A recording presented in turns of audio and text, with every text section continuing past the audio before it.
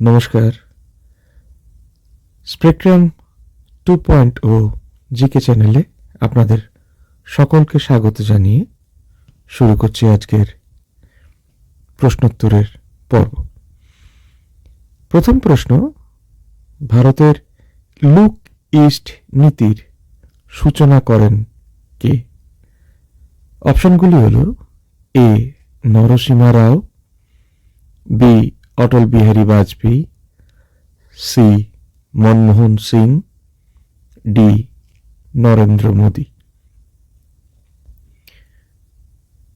সঠিক উত্তর হল option A Narasimha Rao. Look east নীতি বা পূবে তাকাও নীতি 1991 সালে পিভি নরসিমা রাও শুরু করেছিলেন। এটি দক্ষিণ পূর্ব এশিয়ার দেশগুলির সাথে ব্যাপক অর্থনৈতিক ও কৌশলগত সম্পর্ক গড়ে তোলার একটি প্রচেষ্টা ছিল। লুক ইস্ট নীতি এখন শ্রী নরেন্দ্র মোদীর অ্যাক্ট ইস্ট নীতিতে পরিণত হয়েছে। পরের প্রশ্ন, অর্থাৎ প্রশ্ন নম্বর 2, আইভরি কোস্ট কোন মহাদেশে অবস্থিত? অপশনগুলি হল: A Asia, B Europe, C দক্ষিণ আমেরিকা, ডি আফ্রিকা। সঠিক উত্তর হল ডি আফ্রিকা। আইভরি কোস্ট পশ্চিম আফ্রিকার একটি রাষ্ট্র। এই দেশের অর্থনৈতিক রাজধানীর নাম ইয়ামুসুক্রো এবং প্রশাসনিক রাজধানীর নাম আবিজান। সরকারি ভাষা ফরাসি এবং এর আয়তন 3,22,462 বর্গ কিলোমিটার। এরপর প্রশ্ন নম্বর 3, এ রাইটার্স পিপল কে লিখেছেন? অপশনগুলি হল: A Vikram Seth, B Jhumpa Lahiri, C V S. Naipaul, D Arundhati Roy. সঠিক উত্তরটি হল অপশন সি ভি.এস. নায়পল। মনে রাখবেন, এটি হল ভি.এস. নায়পলের একটি ফিকশন বই। চলে আসছি পরের প্রশ্নে। কোথায় ভারতের প্রথম সোলার রুফ সাইক্লিং ট্র্যাক চালু হয়েছে? অপশনগুলি হল: A Ahmedabad, Gujarat, B Chennai, Tamil Nadu, C Noida, Uttar Pradesh, D Hyderabad, Telangana. সঠিক উত্তর হল অপশন ডি হায়দ্রাবাদ, তেলেঙ্গানা। এরপর 5 নম্বর প্রশ্ন, গান্ধীজির ডান্ডি মার্চের সময় ভারতের ভাইসরয় কে ছিলেন? Option A Lord Willingdon, option B Lord Reading, option C Lord Irwin, option D Lord Linlithgow.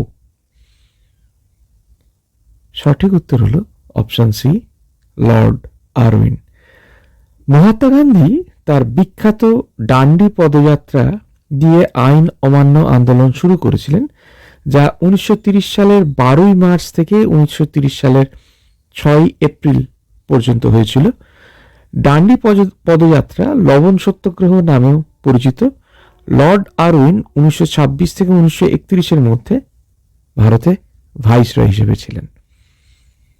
এরপরের প্রশ্ন, অর্থাৎ প্রশ্ন নম্বর 6, ওস্তাদ জাকির হোসেন কোন যন্ত্রসঙ্গীতের সঙ্গে যুক্ত ছিলেন? অপশনগুলি হল: এ তবলা, বি সানাই, সি বাঁশি, D santoor.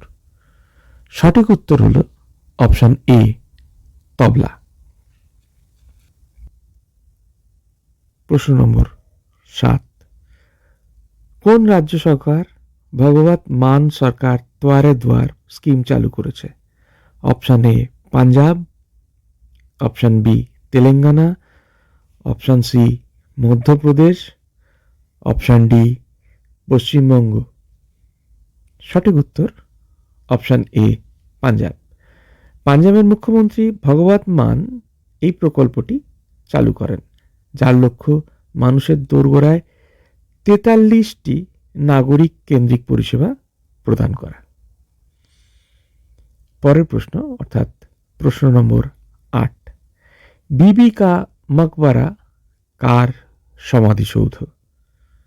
Option A Mumtaz Mahal, option B Nur Jahan, option C ঔরঙ্গজেবের পত্নী, অপশান ডি শের শাহের পত্নী।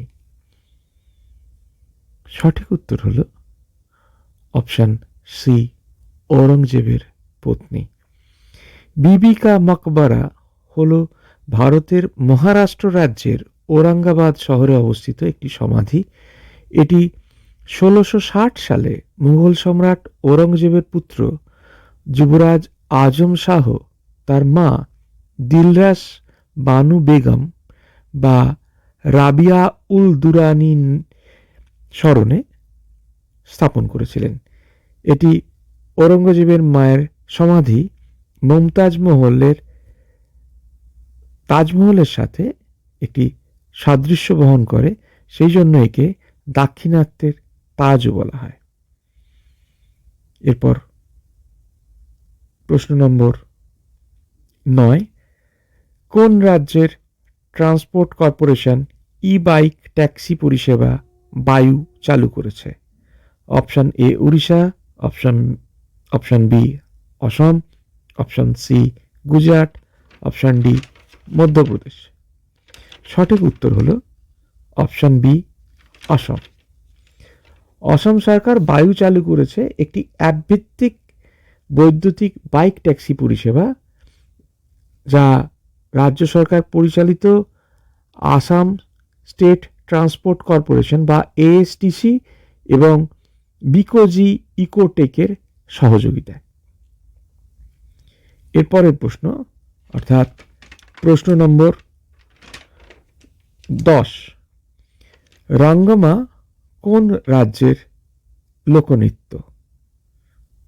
অপশনগুলি হল এ Manipur, B Bihar, C Arunachal Pradesh, D Nagaland. সঠিক উত্তরটা হল অপশান ডি নাগাল্যান্ড।